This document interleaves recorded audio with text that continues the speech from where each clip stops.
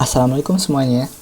Di sini saya akan mencoba menjelaskan cara men-setting mikrotik untuk pemula. Targetnya yaitu agar bisa si laptop atau komputer kita terkonek ke internet lewat si mikrotik. Yang pertama kita harus siapkan satu buah router mikrotik, kemudian dua kabel jaringan. Dua kabel jaringan itu akan digunakan yang pertama untuk mengkonekkan router tersebut ke modem, dan yang kedua yaitu untuk mengkonekkan si router ke PC kalian atau laptop kalian. Apabila router Anda sudah mempunyai fitur wireless, Anda bisa saja menyetingnya lewat fitur wireless. Pada awalnya jaringan Anda itu hanya menggunakan modem dan PC atau laptop, jadi si modem tersebut langsung dikonekkan ke PC kalian, mau lewat LAN ataupun WLAN, yaitu wireless. Akan tetapi permasalahannya itu kurangnya fitur untuk mengkonfigurasi si router tersebut. Nah, caranya kita harus menggunakan sebuah router untuk mengkonfigurasi lebih jauh. Di sini saya akan mencoba dengan contoh. Yang pertama, modem tersebut dikonekkan kepada port 1 si router. Kemudian port 2-nya itu digunakan untuk konekkan ke PC, atau bisa saja port 2 itu dikonekkan ke wireless, router wireless. Cara untuk mengkonfigurasi mikrotik itu ada 3 cara sebenarnya, yaitu menggunakan telnet atau bisa disebut dengan CLI. Kemudian yang kedua itu menggunakan WebV. Yang ketiga kita bisa menggunakan aplikasi yang dibuat mikrotik secara khusus. Nah, di sini kita akan menjelaskan menggunakan aplikasi tersebut, yaitu namanya Winbox. Kita langsung bisa mendownloadnya melalui website resmi mikrotik. Kita tulis saja di search engine kita mikrotik, kemudian kita masuk ke mikrotik.co.id. Di sini kita masuk ke software. Nah, di sini baru ada kita tulisan Winbox. Kita bisa mengunduhnya yang 64 bit maupun 32 bit, tergantung Windows kalian atau OS sistem operasi kalian. Setelah dibuka, kemudian konekkan PC kita ke router mikrotik. Kita masuk ke menu Navigate, kemudian kita refresh. Untuk login, kita bisa menggunakan dua koneksi antara MAC address atau IP address. Anda bisa menggunakan MAC address, kemudian klik connect. Nah, selanjutnya berhubung mengikuti topologi yang barusan tadi, yaitu seperti ini, maka kita akan membuat port 1 itu untuk internet, kemudian port 2 itu untuk PC. Kita namai dulu port 1 dan port 2 tersebut dengan mengklik ini, kemudian pilih komen. Nah, kita kasih nama internet untuk ether 1. Kemudian kita klik ether 2, kemudian komen lagi, kita tulis PC. Oke, setelah kita memberi nama tiap port, alangkah baiknya kita itu memberi nama si router tersebut. Apabila Anda memiliki beberapa router, nanti Anda akan kebingungan, yang saya akses router ini, ternyata yang masuk itu router lain. Anda bisa masuk ke sistem identity, kemudian kita kasih nama dengan, contohnya kita kasih nama dengan nama router 1. Kemudian di sini sudah terlihat namanya sudah berubah menjadi router 1. Apabila Anda ingin mengkonekkan, maka namanya itu akan menjadi router 1, bukan menjadi mikrotik lagi.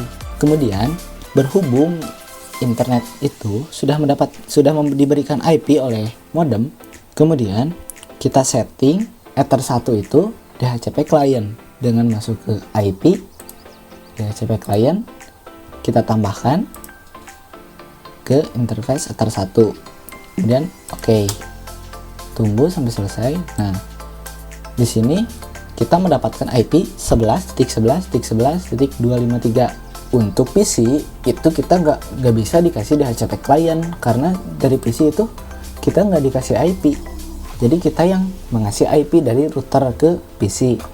Kita masuk ke IP, ke addresses, kemudian kita tambahkan, kita contohkan saja 192.168.22.1. /24. Untuk yang /24 ini yaitu prefix si kelas IP tersebut. Untuk /24 jumlah klien maksimumnya yaitu 254. Karena yang digunakan untuk di rumah itu sedikit, kita menggunakan IP kelas C saja. Kemudian kita interface-nya ke Ether 2. Selanjutnya apply. Nah, networknya langsung otomatis terisi. Kemudian oke. Selanjutnya kita kasih DHCP server, karena Ether 2 itu belum memberikan IP karena belum dikonfigurasi untuk DHCP. Kemudian kita masuk ke IP DHCP server. Kemudian untuk lebih mudah kita bisa menggunakan DHCP setup. Untuk portnya kita pilih Ether 2, kemudian next. DHCP space-nya next saja. Gateway-nya yaitu IP port tadi, yaitu next saja. Nah, untuk address-nya yaitu ini IP-nya dari range 192.168.22.2 sampai 192.168.22.254. Jadi totalnya yaitu sekitar 253 user. Kemudian next. Untuk DNS server, Anda bisa mengisikannya dengan DNS Google. Sebenarnya bisa-bisa saja tidak diisi DNS server, akan tetapi lebih baik Anda mengisinya dengan DNS Google saja, yaitu 888 dan 8844. Itu DNS Google. Kita next. Resist time-nya yaitu waktu yang diberikan si klien mendapatkan IP. Apabila kliennya itu keluar setelah 10 menit, IP tersebut bisa saja digunakan oleh orang lain. Apabila klien tersebut masih berada di jaringan kita, maka sebelum waktu habis, kemudian dia akan mereset waktunya ke 10 menit lagi. Kemudian kita next saja 10 menit. Kemudian oke. Kemudian kita bisa buka CMD. Kenapa itu keluar? Karena kita baru saja men-set pengaturan untuk Ether 2. Kemudian Anda bisa menekan Windows R, masuk ke CMD, bisa ipconfig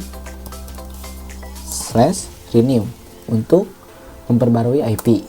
Kita mendapatkan IP 192.168.22.254. Di sini kita sudah mendapatkan IP, akan tetapi kita belum bisa connect ke internet. Kita bisa mencobanya dengan ping ke google.com. Ping request called not find host google.com. Please check the name and try again. Ini karena router tersebut belum di-set NAT-nya untuk connect ke internet. Kita cek dulu apakah router tersebut connect ke internet dengan ke terminal. Kita ping ke Google. Di sini router sudah connect ke internet, akan tetapi PC kita belum. Caranya kita bisa masuk ke IP firewall, masuk ke NAT. Anda bisa menambahkannya. Chain-nya kita setting source NAT. Kemudian untuk out interface-nya kita pilih Ether 1, yaitu yang sumbernya dari internet. Kemudian action masuk ke Masquerade.